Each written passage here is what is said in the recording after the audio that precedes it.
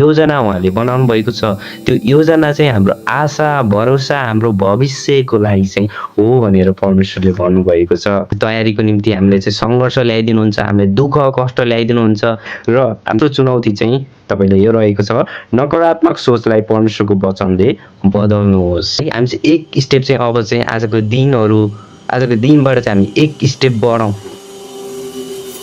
सबैजनाले जय मसीह। आशा गर्दछु तपाईँहरू सम्पूर्णजना आरामै हुनुहुन्छ र परमेश्वरले तपाईँको जीवनमा अझै प्रशस्त मात्रामा आशिष दिनुभएको होस्।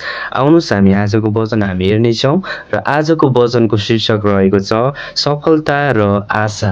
है अनि हामी चाहिँ परमेश्वरमा चाहिँ सफलता र हाम्रो आशा चाहिँ उहाँमा चाहिँ पाउँदछौँ। हुन्छ, आउनुहोस् हामी यिर्मया 29 को हामी 11 हामी हेर्नेछौँ र तपाईँहरूले स्क्रिनमा देख्न सक्नुहुन्छ। यिर्मया 29 को 11 यहाँ यसरी लेखिएको छ, किनभने जुन योजनाहरू मैले तिमीहरूका निम्ति बनाएको छु ती म जान्दछु, परमप्रभु भन्नुहुन्छ, ती तिमीहरूका उन्नतिको निम्ति हुन्, नोक्सानीको निम्ति होइनन्, तिमीहरूलाई आशा र भविष्य दिनलाई। आमेन। है अनि साँच्चै नै यहाँ चाहिँ अति नै सुन्दर वचन चाहिँ हामी यो खण्डमा देख्न सक्छौँ। है परमप्रभु चाहिँ हाम्रो आशा हाम्रो भरोसा चाहिँ उहाँ हुनुहुन्छ भन्ने कुरा चाहिँ हामीले यो पदबाट चाहिँ हामी प्रष्ट रूपमा हामी बुझ्न सक्छौँ।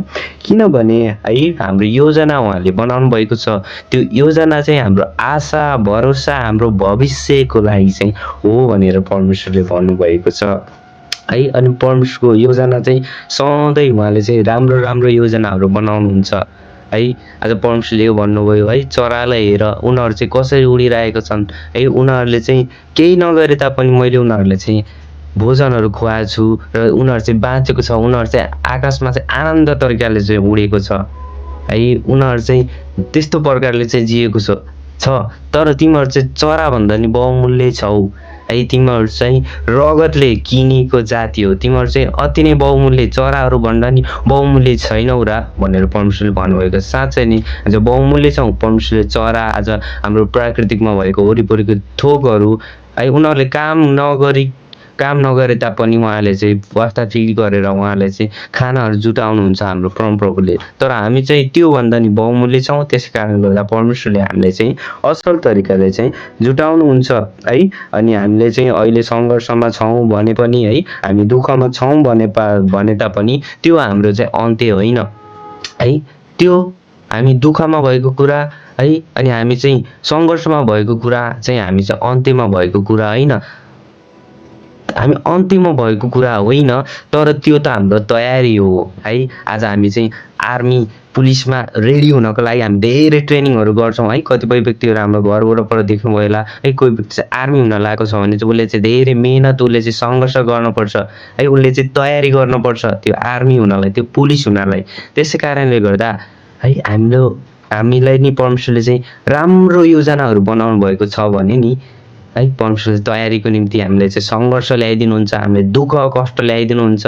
है अयुबको जीवनमा हेर्नुहोस् न, है शैतानले जाँच गर्न खोजेको कारणले गर्दा है परमेश्वरले त्यो समस्याहरू चाहिँ त्यो अयुबलाई दिनुभएको, तर ऊ स्थिर रह्यो र अन्तमा चाहिँ ऊ के भयो त, अन्तमा परमेश्वरले धेरै आशिषहरू दिनुभयो। अनि योजनाहरू पहिलाको योजनाभन्दा पनि धेरै ठुला योजनाहरू चाहिँ परमेश्वरले चाहिँ अयुबको जीवनमा दिनुभयो। र त्यसै गरी है अनि हामी चाहिँ परमेश्वरले चाहिँ त्यो योजनाहरू हामीमा आएको सङ्घर्ष चाहिँ त्यो हाम्रो चाहिँ अन्त्य होइन, तर त्यो सङ्घर्ष चाहिँ हाम्रो निम्ति चाहिँ तयारी हो। आउनुहोस् हामी छोटो प्रार्थना गरौँ। हे प्रभु मलाई आशिष दिनुहोस्, मलाई आशामा अडिग रहन सिकाउनुहोस्, मेरो मेहनतलाई आशिष दिनुहोस् र मलाई तपाईँको योजनामा हिँड्न सहायता गर्नुहोस्। आमेन। हामी प्रार्थना पनि गरिसकेका छौँ र अब चाहिँ म तपाईँहरूलाई चाहिँ हामीले चाहिँ योजनाको विषयमा हेऱ्यौँ, है सफलता र आशाको विषयमा हेऱ्यौँ र तपाईँहरूलाई चाहिँ म केही चुनौतीहरू, आजको वचनको केही चुनौतीहरू च्यालेन्जेसहरू छ जुन चाहिँ तपाईँहरूले चाहिँ त्यो च्यालेन्जेसहरू चाहिँ मिट गर्न चाहिँ एकदमै ट्राई गर्नु होला र परमेश्वरले तपाईँलाई अझै आशिष दिनुभएको होस्। हुन्छ, पहिलो नम्बरमा छ चाहिँ डर होइन तर विश्वास रोज्नुहोस्। है आज तपाईँको जीवनमा डरको जीवन होइन तर विश्वासको जीवन, है विश्वासमा अडिग रहने। अब तपाईँ कुनै पनि कुरामा तपाईँ डराउनु भएको छ, कुनै व्यक्तिसँग, कुनै कामसँग, कुनै भाषासँग है कुनै आबद्ध थोकहरू हुनसक्छ। तपाईँको फिल्डमा कुनै पनि कुरामा चाहिँ तपाईँ डराउनु भएको छ भने चाहिँ अब नडराउनुहोस् है। परमेश्वरले हाम्रो निम्ति चाहिँ असल योजनाहरू राख्नु भएको छ। त्यसै कारणले गर्दा हामी चाहिँ डराउने होइन। तर अब हामी चाहिँ डर लाग्ने चिजहरू तपाईँले खोजेर त्यो चिज गर्नुहोस् र त्यो चिज चाहिँ परमेश्वरलाई सुम्पदिनुहोस् है। परमेश्वरले भरोसा राखेर त्यो कुराहरू तपाईँ चाहिँ अघि बढ्नुहोस् भनेर चाहिँ भन्न चाहेँ। र हामी दोस्रो कुरामा रहेको छ, दोस्रो चुनौती चाहिँ तपाईँले यो रहेको छ, नकारात्मक सोचलाई परमेश्वरको वचनले बदल्नुहोस् है। आज कतिपय समयमा हामीमा चाहिँ नकारात्मक कुराहरू आइरहेको हुन्छ, जुन कुरा चाहिँ म सक्दिनँ कि भन्ने कुरा हो है। हामी यस्तो गर्न खोजिरहेका छौँ तर हाम्रो हृदयमा चाहिँ त्यो कुरा नकारात्मक सोचहरू आउँछ, म सक्दिनँ कि भन्ने।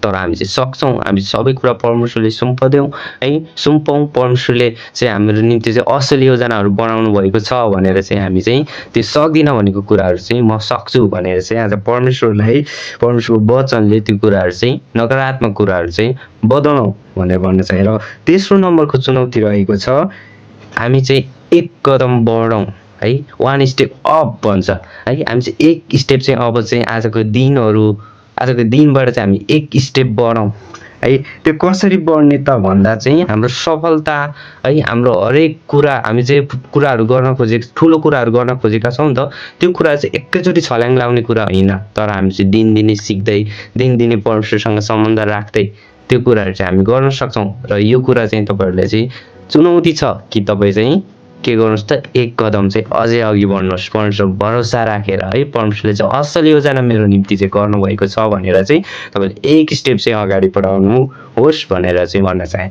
र चौथो र अन्तिम कुरा चाहिँ कृतज्ञता चाहिँ व्यक्त गर्नुपर्दछ है। हाम्रो कृतज्ञता चाहिँ हामी चाहिँ लेख्नु आवश्यकता छ है। आज परमेश्वरले चाहिँ मलाई आजको दिनमा उहाँले चाहिँ मलाई चाहिँ के कुराहरूमा सहायता गर्नुभयो है, उहाँलाई मैले के कुरामा धन्यवाद दिनुपर्छ भन्ने चाहिँ आफ्नो नोटमा तपाईँहरूले चाहिँ लेख्नुहोस् र तपाईँले हेर्नुहोस् र परमेश्वरले चाहिँ धन्यवाद दिनुहोस् र कृतज्ञता चाहिँ व्यक्त गर्नुहोस् है। यही नै 4वटा कुराहरूको चुनौती आजको वचनबाट तपाईँहरूलाई रहेको छ। आजको वचन तपाईँले कस्तो लाग्यो? अझै यस्तै अन्य वचनहरू, अन्य यस्तै मोटिभेसनलको कुराहरू सुन्न चाहनुहुन्छ भने यस च्यानललाई सब्सक्राइब गर्नुहोला। र यदि तपाईँले यो भिडियो, यो वचन है, परमेश्वरको प्रचारको कुराहरू मन पर्यो भने यस भिडियोलाई लाइक गरेर च्यानललाई सब्सक्राइब गर्न सक्नुहुनेछ र नोटिफिकेसनलाई चाहिँ अलमा राख्न नबिर्सनुहोला। हुन्छ, तपाईँहरू सम्पूर्णले परमेश्वरलाई आशिष दिनुभएको होस् र परमेश्वरको महिमा भएको होस्। आमेन।